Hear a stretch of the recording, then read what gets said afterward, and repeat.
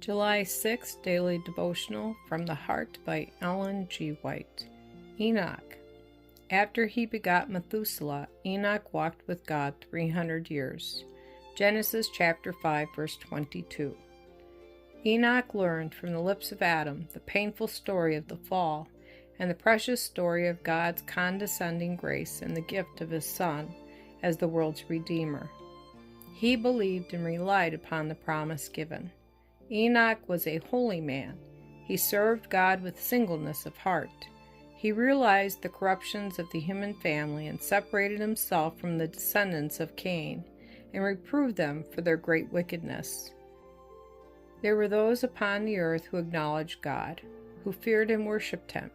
Yet righteous Enoch was so distressed with the increasing wickedness of the ungodly that he would not daily associate with them, fearing that he should be affected by their infidelity and that he might not ever regard God with that holy reverence which was due his exalted character.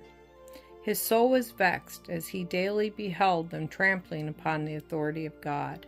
He chose to be separate from them and spent much of his time in solitude, giving himself to reflection and prayer.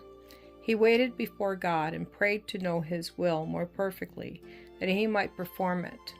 God communed with Enoch through his angels and gave him divine instruction.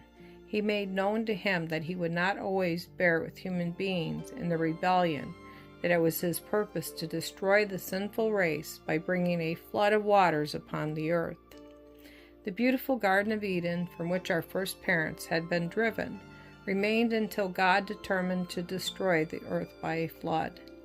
The Lord had planted that garden and especially blessed it, and in his wonderful providence he withdrew it from the earth and will return it again, more gloriously adorned than before it was removed. God purposed to preserve a specimen of his perfect work of creation, free from the curse which sin had brought upon the earth. Enoch continued to grow more heavenly while communing with God. His face was radiant with a holy light. The Lord loved Enoch because he steadfastly followed him.